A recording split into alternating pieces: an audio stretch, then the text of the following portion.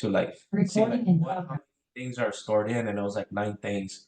And I was like, okay, well, just get rid of them. So Nice. anyways, interesting. Let me go get us here live.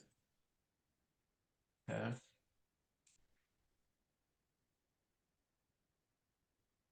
Okay, perfect. So we got the Facebook Live and we are recording. Okay. Hi, everybody. Welcome. Welcome, Andres. Welcome, Josh. It's 11 o'clock, so we usually give it a few minutes to let everybody trickle in. Um, we have our guest speaker here, Zoe. Excited to introduce her and to get the call underway. How's your day going, Zoe? It's good. I am back in California. My husband and I have been nomadic for the last couple months. So we were up in Portland and I was doing a women's backpacking retreat up there. And so now back in California, which feels good because that's where we lived the last 8 years. So yeah, That feels good sounds to like a lot of fun. settle for a little bit. Right. So the whole nomadic vibe, I've been considering that, like traveling. I met so many people that just like from Europe that are like traveling in South Central America. I'm very tempted to pick that up. Just the attachments to like the home, have a cat, and you have things like that. It makes it a little bit challenging. Yeah. How were you able to make that decision to go ahead and go on such an adventure? Well, I will say we didn't have any like pets or we don't have kids, so that influenced it. And then we ended up having to move out of our place, so we just put everything in storage, and it's definitely been a journey. Like there's been challenges along the way, and I found that actually staying places for longer periods of time, like a month at a time, instead of like moving so much has been helpful because in the beginning it was a little too chaotic, too nomadic. Yeah. Well, it sounds like a beautiful adventure. I think once I figure out my cat situation, I definitely want to do that. I've been Yeah. sitting with it. Yeah. So, Fun. um, hey, welcome, Ruth. Welcome, Becky, to the call. Today we have Zoe. We should give it a few minutes to let everybody trickle in. And we're about 2 minutes past the hour, hey, Andres. And we'll get the introduction going. Anybody have any thoughts, any expressions they would like to be witnessed, heard, any reflections that we can give you while we get our call underway?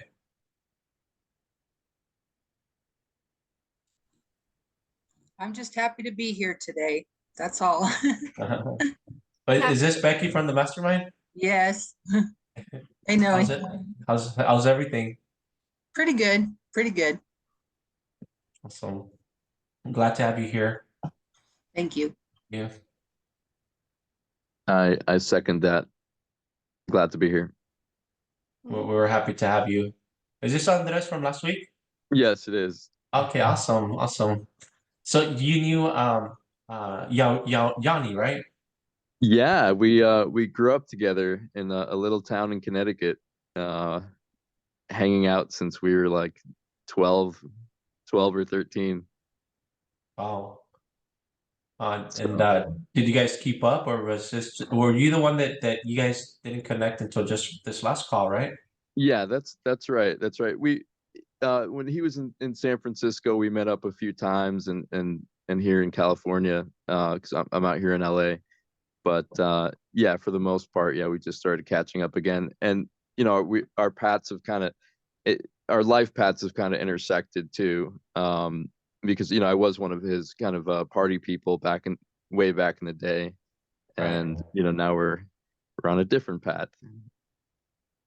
That's good. Well, I'm Yep. glad to have you here. It's we have another really awesome guest speaker, and yeah, I was talking to Yanni this morning. We were texting, and so he may come back also to share some more thoughts later on. So hopefully, we'll have you guys reconnect then as well. Awesome. Yeah, welcome, Ro. Except we have some more people coming on the call. Welcome, Mango. What's 11:05? I'm sure we're gonna have some people coming in late. Let's get the introduction underway. So today we have Zoe Gillis on the topic of breaking barriers, transforming fear into fuel for inspiration and success. So Zoe is a therapist. She's also a mindfulness teacher and an adventure guide. In fact, she just came back from a guiding an adventure, backpacking adventure in Portland, Oregon. So maybe she'll share some of those insights as it pertains to breaking barriers and transforming fuel into fuel for inspiration and success. So a little bit about Zoe. She brings 12 years experience as a successful therapist and 15 years as a leading groups and facilitating week-long backpacking expeditions that to share practical strategies and mindfulness techniques that foster sustained motivation and creativity, helping us connect with our inner inspiration and move forward with confidence and a renewed sense of purpose. So Zoe today will guide us on the transformative power of embracing challenges to shift our energy source from fear and scarcity to excitement and joy. She will help us break free from the chains of limiting beliefs, self-doubt, and external disappointments that hold us back from pursuing our dreams. So welcome, Zoe. Thank you. Thank you so much for having me, and I'm really excited to be here with you all today. So a little bit about just the arc of what I wanted to speak about. I thought I would share a little bit about myself and my experience of kind of moving through fear and working with fear at different points in my life, and then talk about some of the blocks that come up when you are trying to go after something that you really want in life, your dreams, your passions, desires. And then we could do some journaling and a little bit of meditation. And then I thought I would open it up for Q&A at the end. So I do have some slides here just to help me kind of move through some of this. So let me share that. All right. Can everybody see that? Yep. Okay, cool. So a little bit about me. One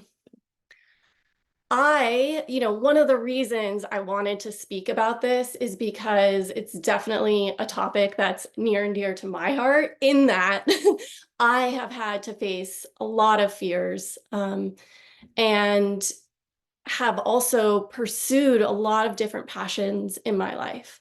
And, whenever we're going after our dreams, it's inevitable that we're going to bump up against fear or challenges or limiting beliefs or some sort of barrier. And we often try to avoid those things.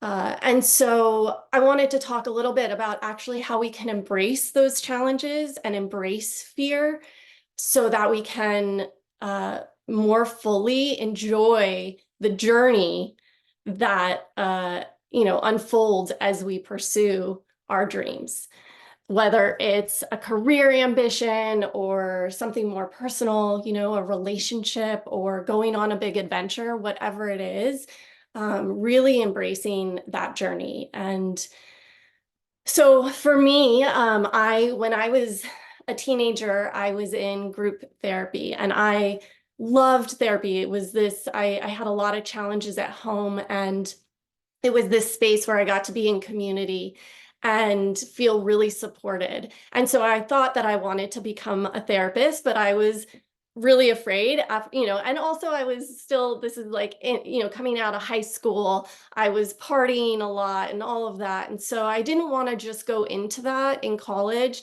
based on having a good experience. I was like, well, what if it's just because I have this, great therapist? And so I ended up going to college and actually failing out of college for a little bit, then went to community college. And then my dad actually recommended this outdoor education program at University of New Hampshire. So I grew up in California. the outdoor ed program was in New England, and I had done an Outward Bound. And for those of you who don't know what Outward Bound is, it's this program that kind of combines wilderness adventure with personal growth. And I had this amazing experience. It was my first time kind of really ever going on a big adventure like that. And so I decided, okay, I'm going to go to this program in New England. And so I drove across country with Jessie, who I don't know if any of you were part of. She came and talked to this group. Actually, she's also a therapist.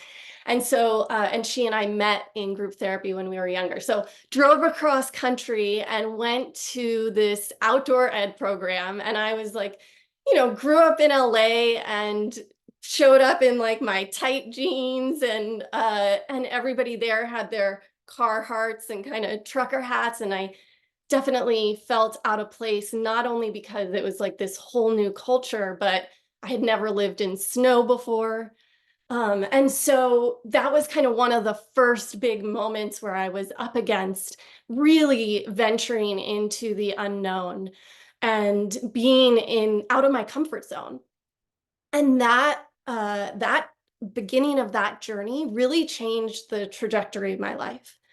And after that, I went and I worked up in Canada for a couple years as a wilderness guide, working with youth at risk, and saw the transformative power that nature has. And I would go for month-long adventures with these teens and then work with their families. And I knew that I wanted to go deeper with that work and be able to work with people longer. So I decided to go back to school and get my master's and pursue, get my license as a therapist.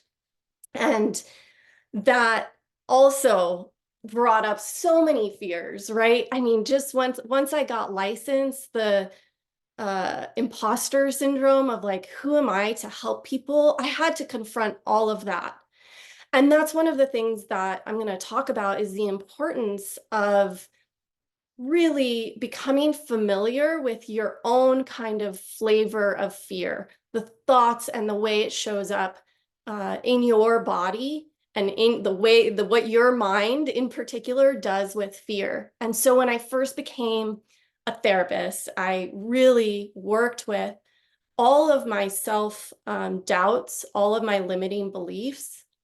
And I also really worked with how anxiety and fear was showing up in my body. And through that, and through facing that and working and becoming familiar, I built a really successful private practice in Los Angeles as a therapist. And of course, as I do, like it's like I conquer one, and then I'm like, okay, on to the next one. Then I was like, oh, I really want to bring back the beautiful healing power of nature. So recently, I've decided to kind of put down the safety of the therapy practice that I've built and go after creating Wild Minds, which is programs and retreats where I take people out into nature and really do mindfulness and kind of reflection, and that deepening of being able to be in an experience for an extended period of time. So that's kind of been my journey of facing fear. And I say all that because the journey is such an important part, and the journey makes us who we are. And so I wanted to talk about with you all something that I know well, and also something that brings me comfort and gets me excited. And one of the stories that I really love from when I was younger is, I don't know if anybody here has ever read the book The Alchemist. I can't see the chat. Oh, there's the chat. I'm like, has anybody here read The Alchemist by Paulo Coelho?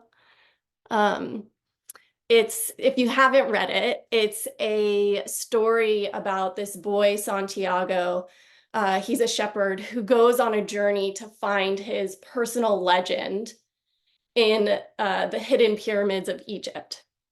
And the whole story is him embarking on this journey. And of course, he comes up against all these challenges along the way, right? Like the first place he arrives, he has all his money that he's saved to go on this journey, and then he gets robbed right off the bat. And so the story is how these challenges actually lead to him finally becoming who he wants to be.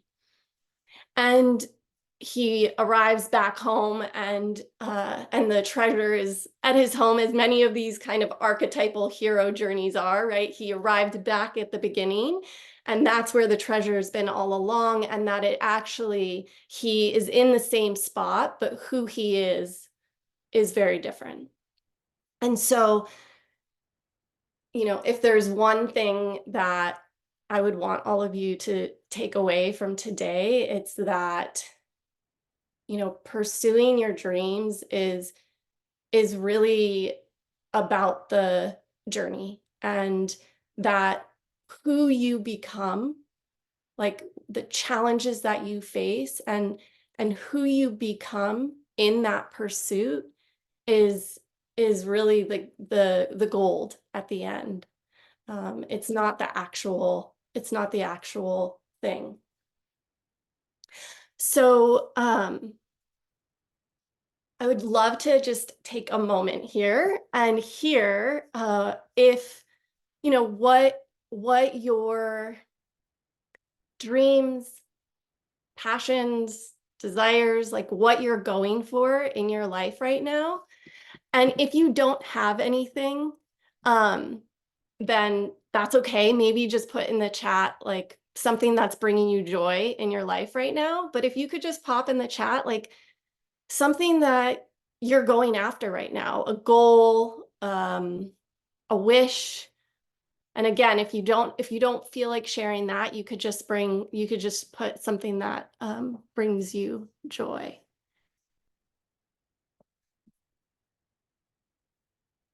Too many things. I totally relate to that. Yeah, I totally relate to that.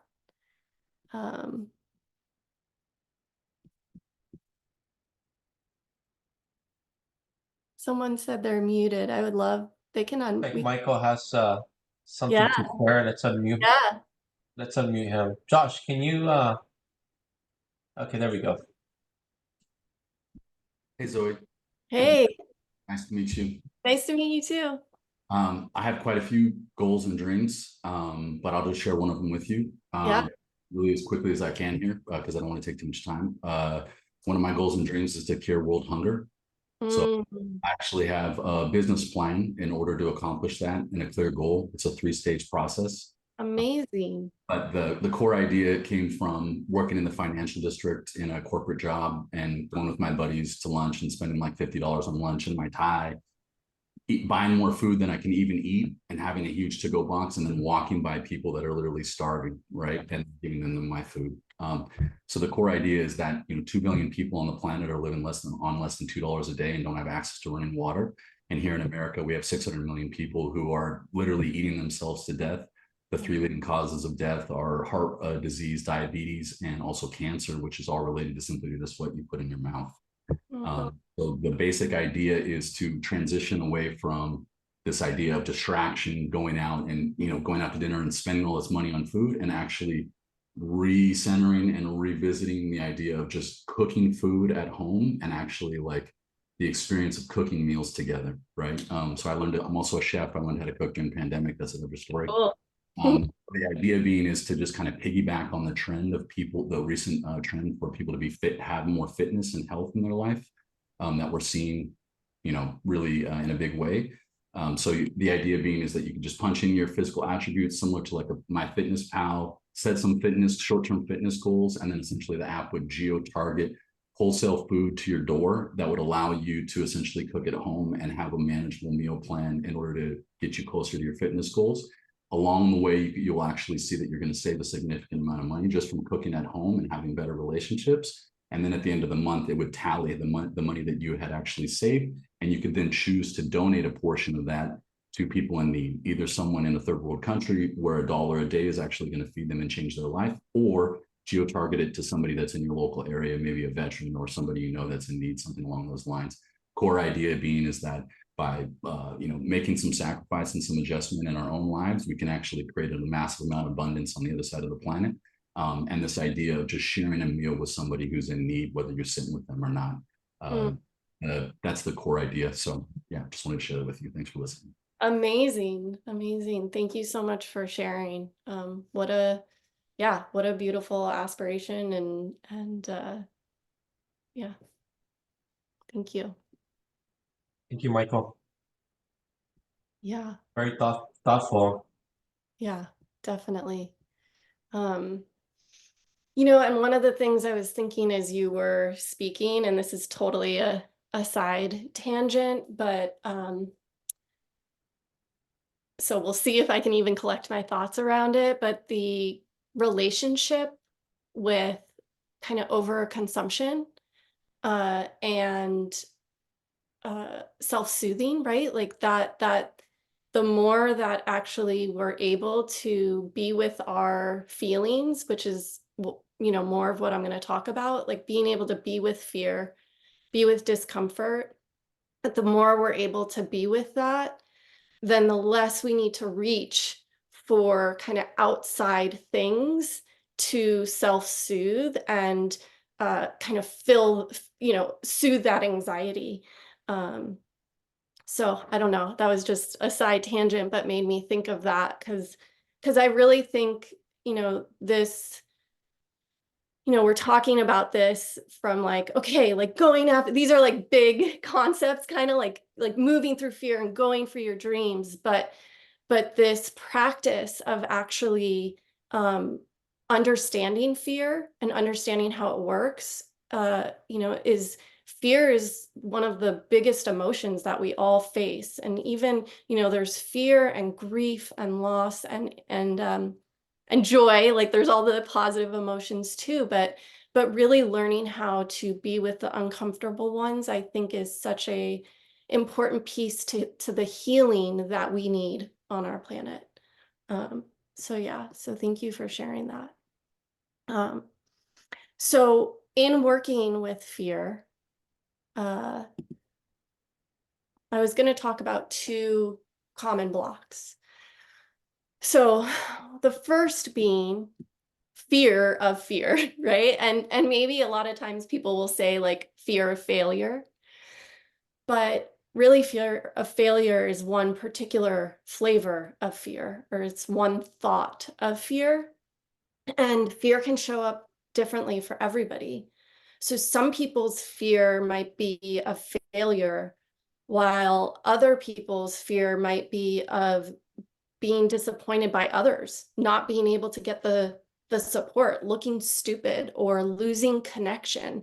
Because there is that, like, oh, what if, if I have so much success, like, will that lose connection with people? Or, so it can show up in all sorts of different ways.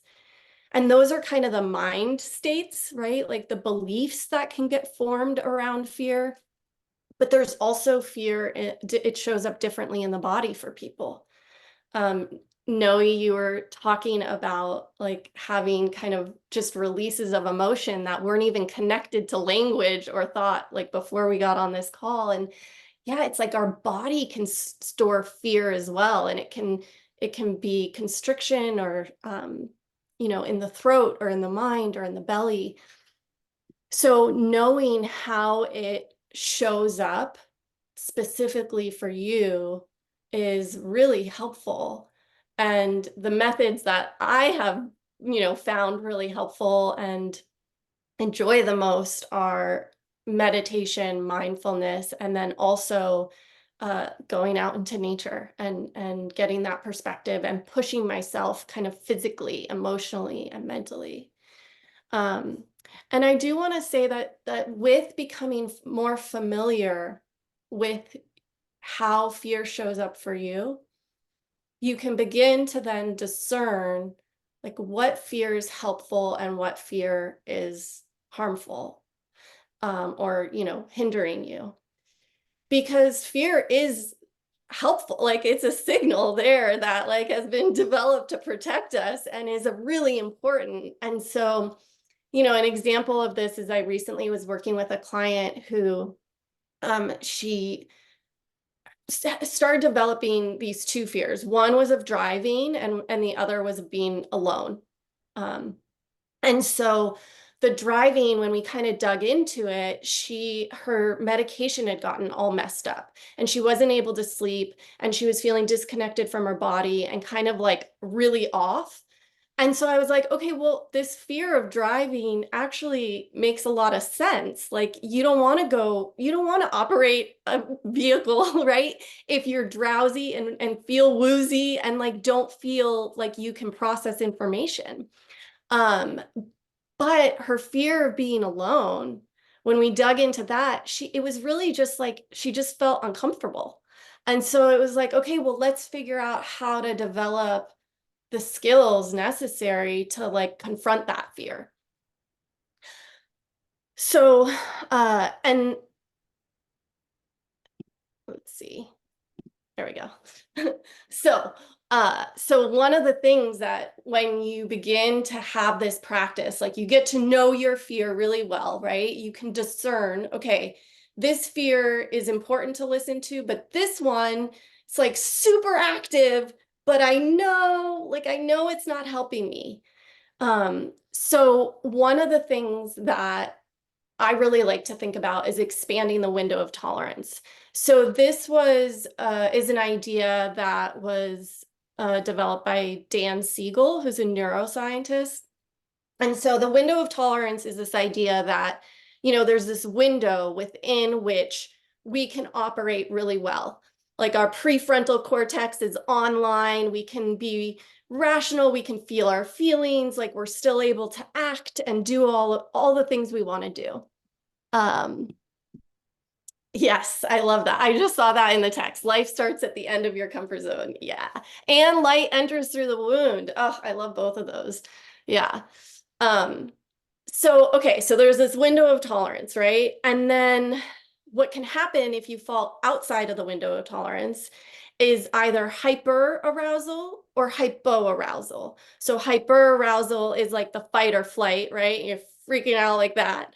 Or hypoarousal is where you could go kind of offline, right? Avoiding, not feeling motivated at all, just kind of shut down. And so we have this window, and if we go outside of it, then we have those responses and we're not able to act from our truest, most like enlightened self. But the good news is we can expand that window of tolerance.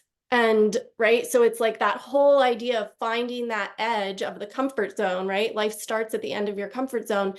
And then being able to kind of keep expanding the capacity to go like, oh, I'm starting to feel a little hypo, right? Shutting down. How do I stay connected? How do I stay in my body? How do I feel my feet on the ground?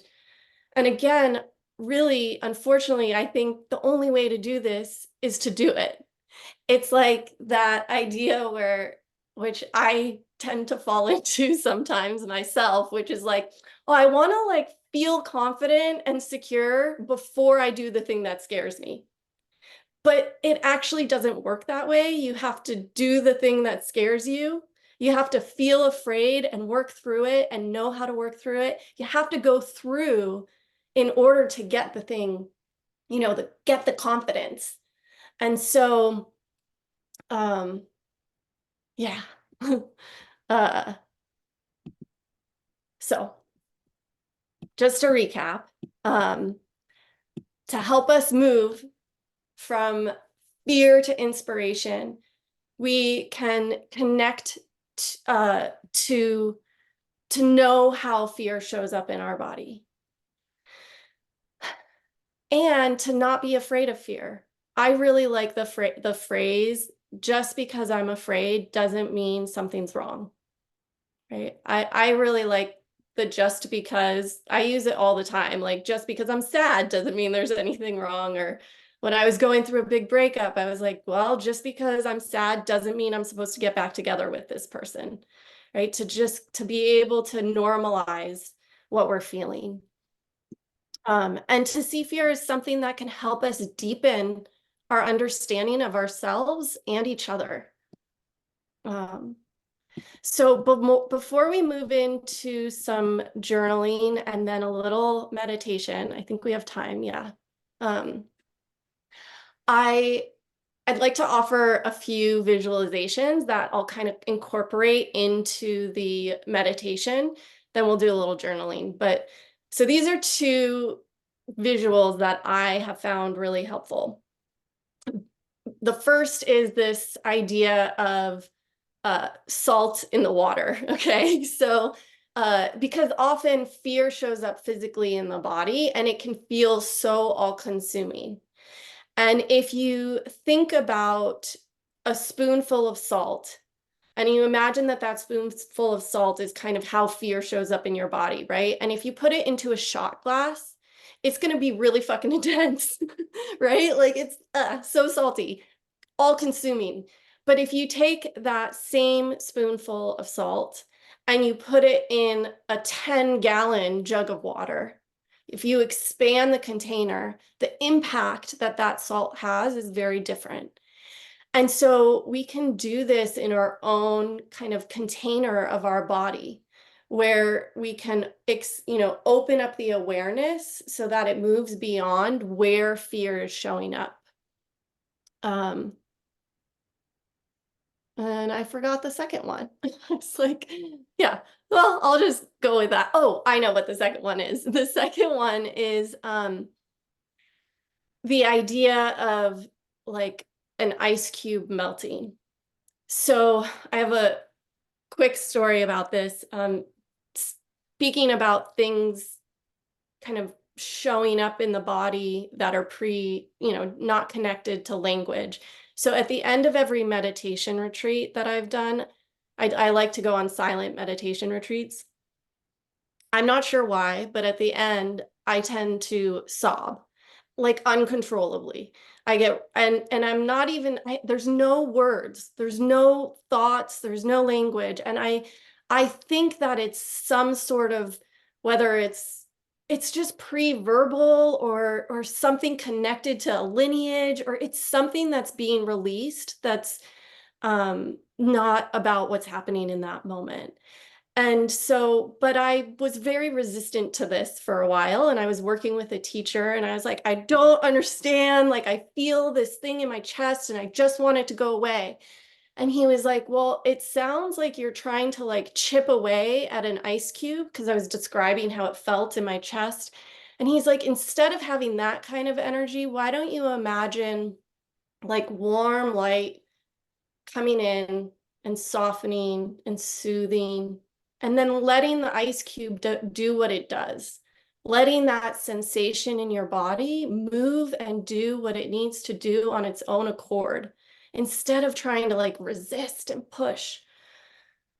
So those are my two images, the salt water and the ice cube, as a way to kind of like open and allow. So before we go into the meditation, here are some journal questions, and you are, however you want to write them, you can just think about them if you don't have a paper, but I'll give us 2 minutes, and you don't have to answer all of them, but it's just to begin getting you thinking about, what are some of the fears that come up for you, and if you weren't afraid, like what would you do? And yeah, so I'll give us a minute to journal about that, and then we'll transition.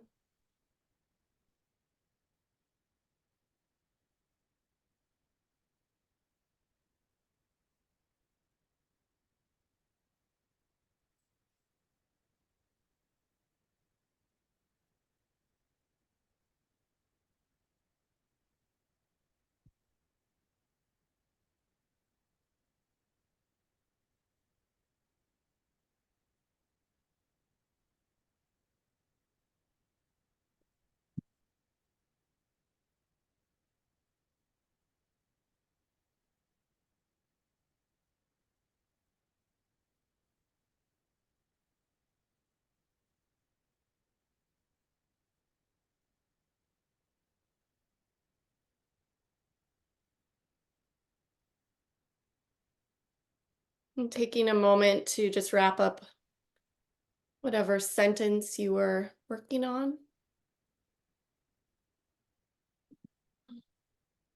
And coming back. I'm just going to stop sharing. All right. So, before we move into Q&A, I thought we could do some practice with this and drop into some reflection and meditation. I'm not sure where some of you are, so maybe some of you are not in the best space to do that, but just adapting, like if you can't close your eyes, that's okay. And just taking it, maybe, letting the words kind of land in your body, however they do. So it's just an invitation. So however you are able to settle into a comfortable position and let your eyes just rest, right? So if that means closing them, let them close. If it just means softening your eyebrow and your cheeks and your mouth, just letting your face relax and be soft. And taking a deep breath in and letting it out. It's not often that in the midst of a busy day, we get to take pauses and breathe and check in with your body. And so really giving yourself this time and this space to slow down. Feel your breath in your body.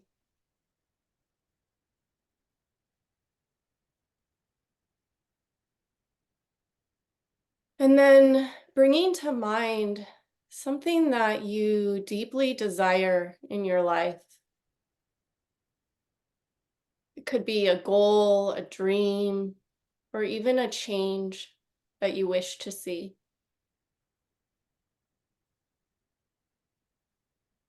Really visualizing it in your mind's eye, seeing the details, feeling the emotions,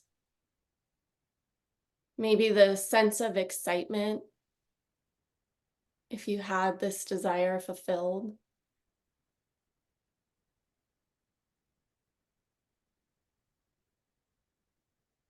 What is the primary feeling or experience that imagining achieving this dream brings you? Really letting yourself connect to that.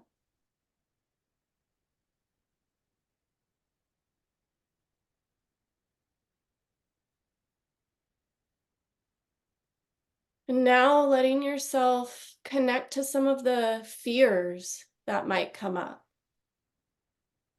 Might come up in the form of thoughts or maybe even other people's voices. It might just be a sensation in the body.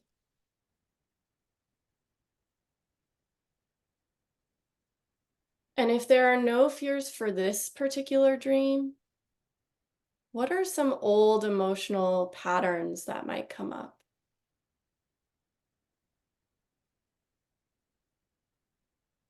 And seeing if you can let yourself feel into where those fears show up in your body.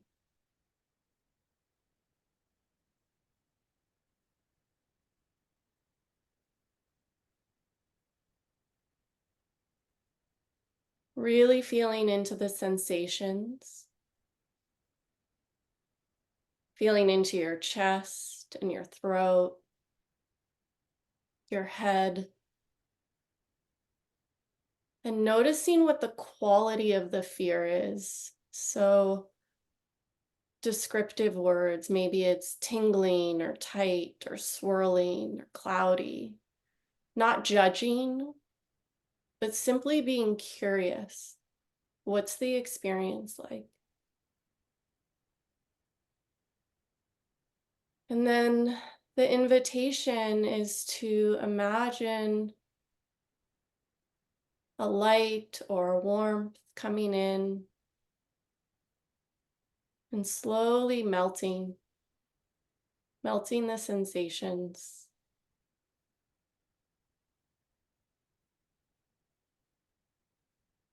As if these sensations were ice starting to soften, the edges beginning to blur, and feeling the water spreading out, expanding throughout your entire body, making space and softening the tension.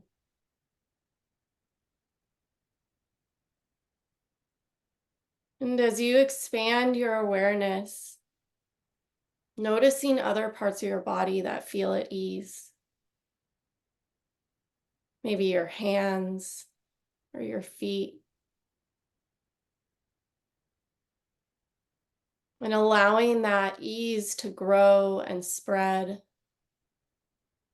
Connecting with the space created by the melting ice. This flow of energy moving throughout your entire body.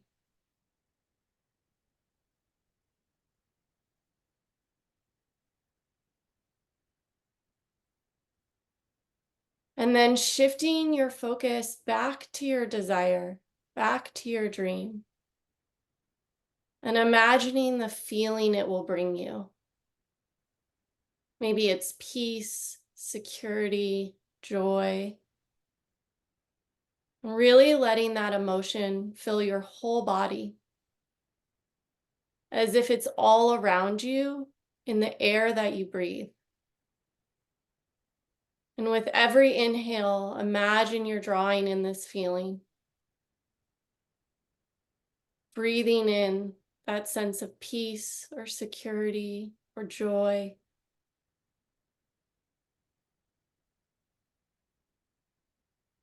And then taking a final deep breath in and letting it out. And this is a quote from Marianne Williamson.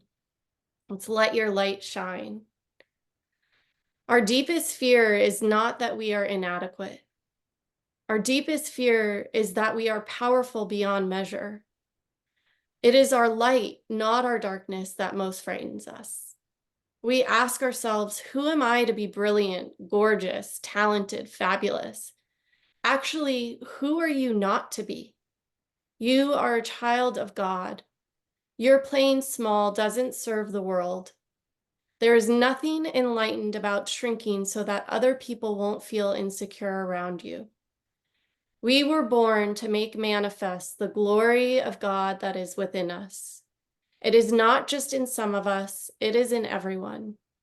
And as we let our own light shine, we unconsciously give other people permission to do the same.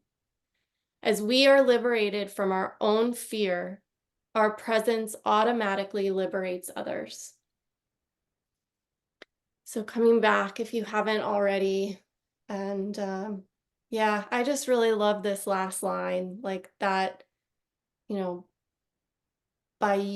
when we become the fullest version of ourselves, the truest version of ourselves, that it gives permission for other people to do the same. Like it really is that. So, so thank you for listening to that, and I would love to open it up for questions or discussion or whatever people want. I'm happy to chat more. Thank you, Zoe, for sharing so many insights. And something I've been sitting with personally too, like transforming fear into action, basically like the inspiration to do what lights me personally on fire and what lights me on fire, and sitting with all those questions and really reflecting on that. So such a timely subject. So I appreciate you for sharing so many beautiful points. So now we want to see like anybody has any reflections, any questions, any thoughts, any expressions Josh, can you help me unmute everybody here? Let's see if I can do it. Otherwise, okay, there we Oh, go. they can unmute already. I already Oh, sent they it. can. Okay, perfect. Great. So the floor is whoever has a reflection, a question, an inspiration, a thought, any support. I do. Hi, Zoe. Is it Hi. Zoe? Yeah. Hi. Thank you for this wonderful thing that you said, because I can really resonate with you, especially what you said earlier was like we have this so much goals, right? Like external stuff that we want to do, change the world. And I was working with a mentor and we were talking about this because we were on the same page. I was like, I wanted to do all these big things and achieve all these great things, but then I realized if it's not grounded or rooted into embodying your truest self, it's kind of flaky, you know? It's and being takes more time than doing. Because Yes. like we're in you know in Western society, it's all about doing. We gotta achieve this, build this, do this. But there's something about being which is like more rooted and grounded, and that takes much longer because you are embodying your true self. And I am in that space right now where I'm like, okay, because you know we tend to judge ourselves when we're not seeing the external results, but actually it's in the being that's when life force really, for me, I believe that the life force really support you, and and you go with more ease, and you're not trying so hard, and you're not like you know you're not working on trying to resist something. You're more like going with the flow. And so I like what you said. And I think also that comes with connecting with ourselves in a deeper level, like feeling all of our emotions, all of our fear. And from what I learned, and I'm still working on this, is that I usually like try to like, oh, I need to get rid of my fear, you know. What I learned is that I do my best not to do that anymore, and that I realize that fear is part of me, and they're here to stay, and I'm not going to transform them, to reject them. I'm gonna make you like confident or that, but like you're coming here with me. I'm not saying they're gonna be the main driver, but they're coming with me and they're part of me. And that's okay to have fear, because I realized like you can feel all this, you can feel fear and pain and be open and happy at the same time, you know. You don't have to choose like, oh, I'm feeling fear right now, then I'm just going to be depressed, you know. No, you can actually feel all these emotions, Yes. and it's okay. So thank you. I really relate to what you're saying, connecting with ourselves and owning our fear and embracing them, and that they're not bad or they're not negative, they're not wrong, they're just there. They serve a purpose. Yes. So yeah, thank you. Oh, yeah, so well said. So well said. And thank you for sharing that. Yeah. Um, Thank you, Rose. mm. Anybody else have an expression, a reflection, a thought? Share. Hi, Zoe. Hi. How are you? This is Andres. Hi.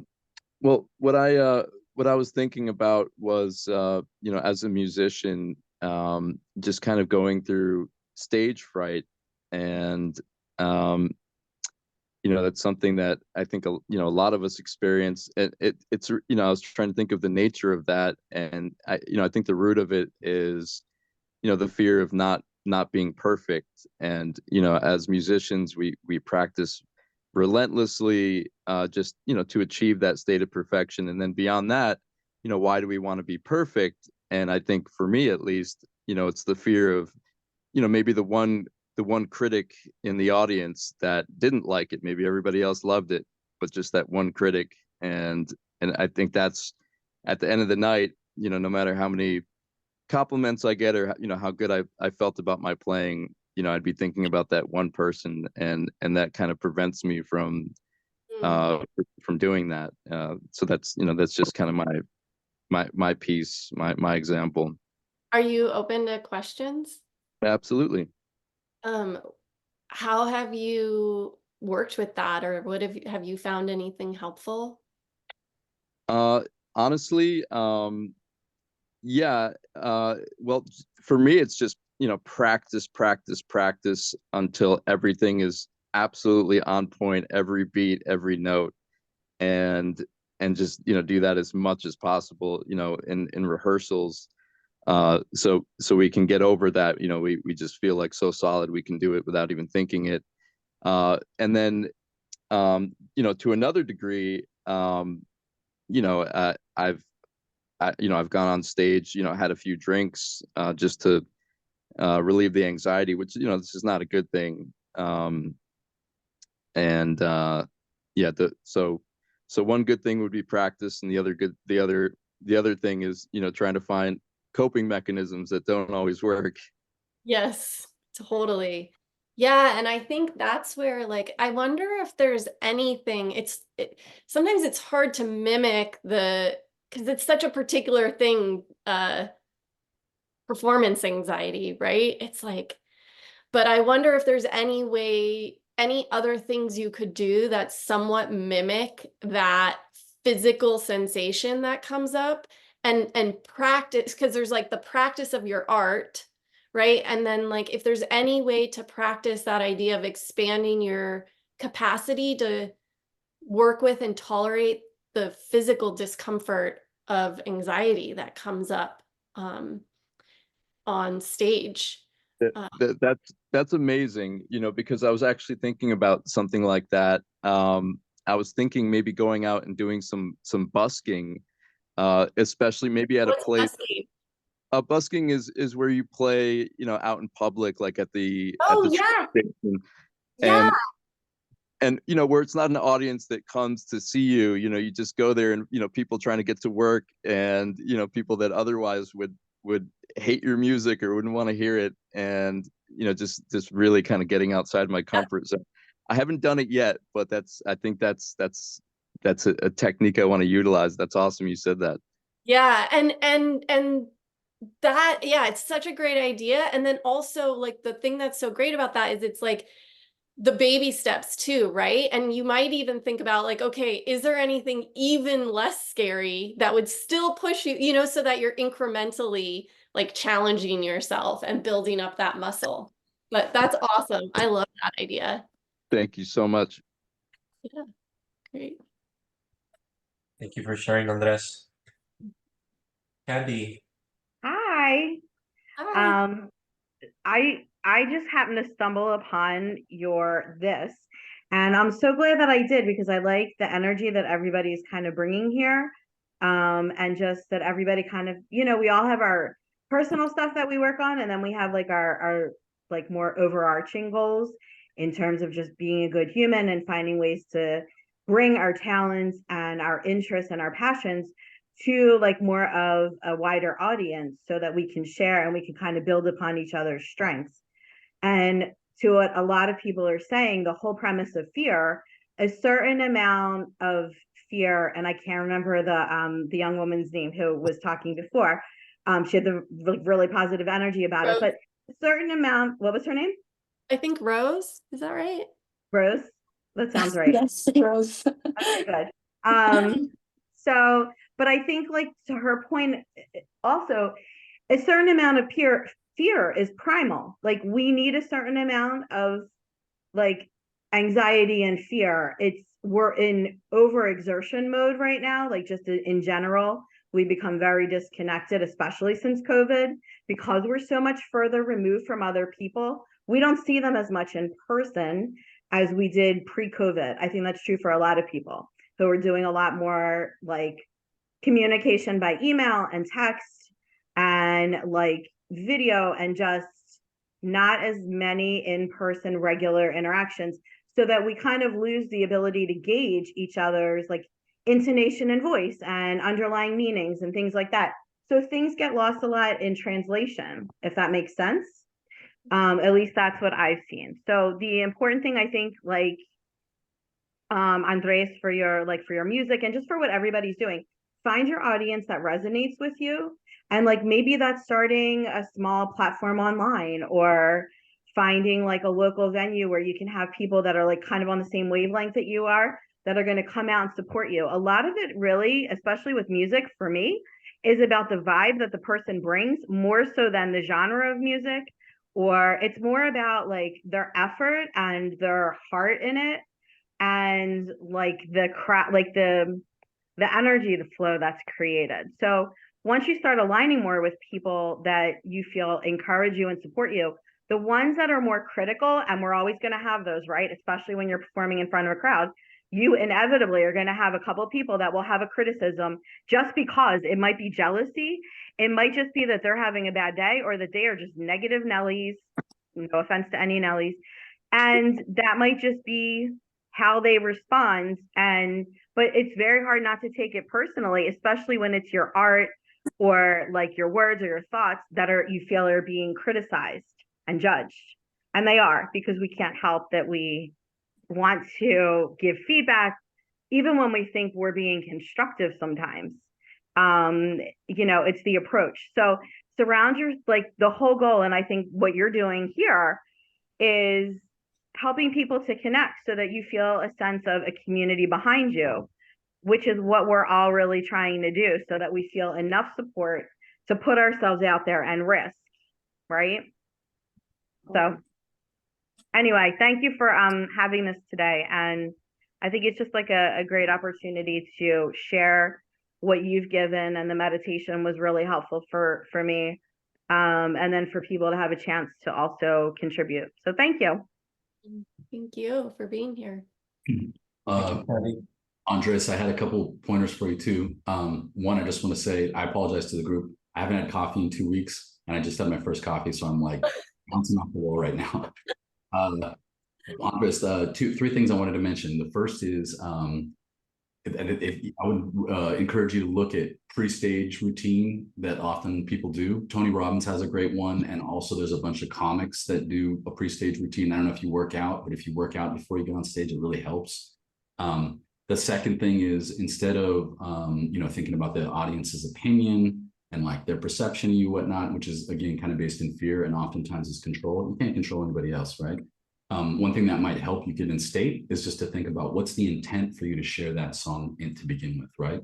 And I would assume or guess that it's not really about you so much, but it's actually about connecting to the audience. And if you connect with that feeling and that intent prior to performing, I think it may help focus and clarify, what you're doing there, and make you feel a little more comfortable. My 2 cents. Thanks for listening. Very nice suggestions. Very practical. Thank you. I think hearing all that, it's so true. Like, I think, again, going back to that, it's the journey over the destination, right? Like, that actually learning how to work with the fears that come up is so much a part of creating who we are, and that it's an exploration, because some of it's like practical. I love the idea of coming up with a routine beforehand. And some of it is acceptance of going like, okay, I can do all the things and I'm still going to have some fear there. And so, acceptance and trying practical things. But I think working with the inner critic, our own inner critic, like all these things that are part of the process. Right. I love something you said, and I put it in the chat. And I quote, "This is Zoe, not me. Just because I'm afraid doesn't mean there's something wrong." I mean, I don't know about you guys, but when feelings come up, sometimes we are so quick to judge, right? I know I am. But I feel like what the awareness that we've received today from Zoe is to be able to hit the pause button, step back, and not try to push away, try to disassociate, try to, get into that fight or flight mode, but really be with whatever it is that we're feeling, because it's really feedback, and it can really show us like what's going on. It's kind of like our radar. Wait, something's going on. Feedback. It's simply just feedback. So if you look at things from a perspective of feedback, how much better are we able to just like you mentioned something, and I'm probably not going to say it correctly, that there's this good time period that you have where you're able to really be fully in your body and be able to respond to things. Can you talk a little bit about that? I thought that was so powerful. The which part? The like in the window of tolerance? There you go, the window of tolerance. Yeah. Yeah. So just the idea, I mean, if we think about the brain, and again, fear is such a natural part of being human, and signals, the signals in the brain around fear get sent that there's danger, right? Whether it's perceived danger, a real threat, or imagined, right? It can be both. And whether it's real or imagined, it still affects our brain the same way. And so, what happens when the signals get sent in a very intense way is that our prefrontal cortex, which is kind of being able to think rationally, respond calmly, feel our emotions and tolerate them within the window of tolerance, um, the prefrontal cortex goes offline and we end up outside and we end up either too activated or shutting down. So yeah, I don't know if that answers your question, but It's just some beautiful awareness, to not be afraid of like feelings, to be able to address them, maybe hit the pause button a little bit, but maybe not too long, going back to that window of tolerance. And it's not about like, oh, run away. Just in a very balanced, neutral way, it's just feedback.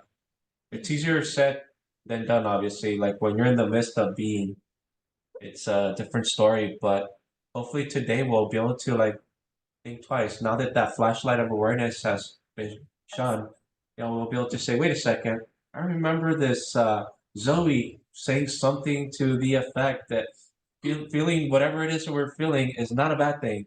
yeah. And so we'll be able to, in a very balanced and neutral way, be able to like see, well, what is that really telling us? And use that as fuel, maybe as inspiration to go after our goals. Like with Andres, not be afraid, wait, somebody's criticizing me? Okay, put it into perspective, right?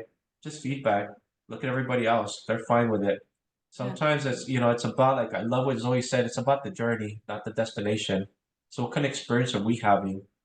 Right? Because that's really all it boils down to. Whatever this is, it's about like what are we experiencing right now? Yeah. Not really like what are we gonna experience later. Later is always right now. So anyways, I appreciate you, Zoe, and everybody for being on the call and for participating and like thank you everybody here. Thank you Next so much. Really appreciate being here. What a great group. Yeah. you guys. Next week we have a different subject, nutri-puncture. When I first got introduced to it, I'm not 100% clear what that is, but it is similar to acupuncture, and we have an expert that will be talking about that. I think I'm going to have a session on Monday, so I'll be able to talk a little bit more intelligently about that. So every week is a different subject, something to enlighten us a little bit and help us, have a better experience in whatever this is, whatever our life experience is. So I hope to see you guys next week. It'll be Wednesday at 6. Again, thank you, Zoe, and thank you everybody for being on the call. We're past the hour, so unless somebody has one last expression, they absolutely need to get out. Well then, thank you everybody. Have a beautiful day. Thank you. Okay. Bye. Bye.